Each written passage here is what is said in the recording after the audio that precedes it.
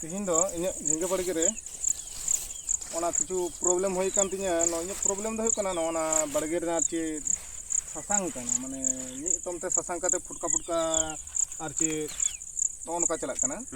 तो नोवा गे बन बुझ दाड़े कना जे ची रानी इमा खा भागिया किंतु नोंका रे फंगिसाइड ना रान हई एम का तोमा नोवा साप पाउडर इन मात थेना ओना काते इन मात थेना तोमा रेडीमेड गोल्ड किंतु ओना लगाव काते हो नेल दा इने कोनो काज बांग होय कना तो चीनी लगाव लेखान इने भागिया नोना गे आम थनी की नसले लाइन सन भले रेडीमेड गोल्ड से साप पाउडर ओना को दो चित्ता रान कना जे ओना को दो रान दो प्रिवेंटिव केयर माने रोग आउरी हजुर गे ओना दो मांजर मध्य लगाव इदे हुआ जाफले नोआ रोग बांग हजु हुआ नोआ रोग दो को मेता थना डाउन मिल्डियो नेलबे गाते को आपे हो नेल पे जे नोआ सकाम पुरोटाई गे नोंका हांडे सासांग दाग कना नोआ दो डाउन मिल्डियो रोग को मेता नोआ दो आबहावा अप एंड डाउन कन से मेघला उकार से नोआ रोग हजु थना पूरा बड़गेटा के नोकाव कान तिᱧa ओम नेले गे पूरा बड़गेटा नोकाव कान तिᱧa एकदम तो जाली कुमा बेन ओम नेले गे जाली कुमा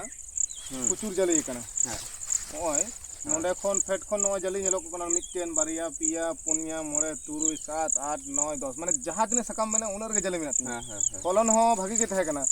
मेन प्रॉब्लम दो होना होते तिᱧa पूरा बड़गे गे बर्बादेन तिᱧa ओना गे जे उकाटा रानी लगा लेखान भालिया पाटा रान लगा लेखान जे नोआ बड़गे रुवड़ तिᱧa से आदि पुनरा नोका आर बांग हिजु रुवड़ नोआ बड़गे दे पूरा टाई गे थर्ड स्टेज रे चलाव कना निया बड़गे जतन कते दो लाभ बनवा नितो दो नोआ तो प्रथम रे गे जखन गे हल्का जखन डाउन मिंडो हुयु कान तेना उन समय रे गे जुदी नोआ इक्वेशन पुरो किंबा किरारी किंबा एमिस्टर ऑप्टी नोआ को जतियो रान जदिम लगाव किया नोआ को रान रोग होय पर कते भली कमी थेना जे रिडोमिल गोल्ड से साप पाउडर नोआ को दो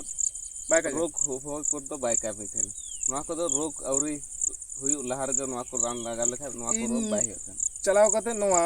दुकान इदी लेआ दुकान इदी कते उदु अदिया हां इन ओनाकिन बारे जिनिस एमा दिने मेंदा प्रथम इन हताल दे साप ओना कते द्वितीय बार चलावेना ताई कनी बाय का चका दिने चलावेनी द्वितीय बार एमा दिने तखन रेडीमेड गोल्ड एमा दिने ओना लगा कते मेंदा निये इदी में इदी तो कंफर्म ठिकु तम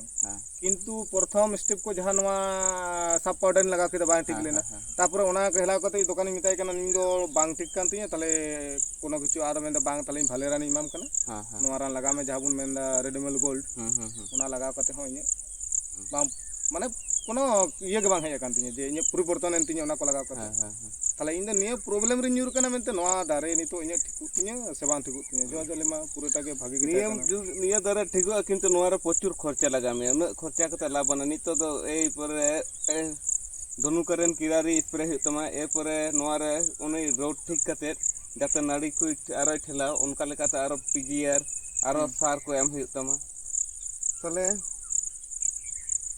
प्रचुर खर्चा हुई तमा तबे नि नोआ दारे ठीक तमा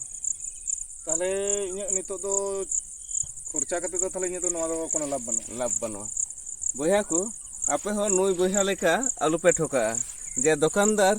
चलाव कते नोंका रेडोमिल गोल्ड से साप पाउडर को एमा पेया आर को मेना जे नोआ ठिकोआ सचेतन तबन पे ओना को दो रोग होय पर कते ओना को रान दो बाय कमी थना डाउन मिल दो ओने जे ले द किरारी किंबा नुई एमिस्टर ऑफ टी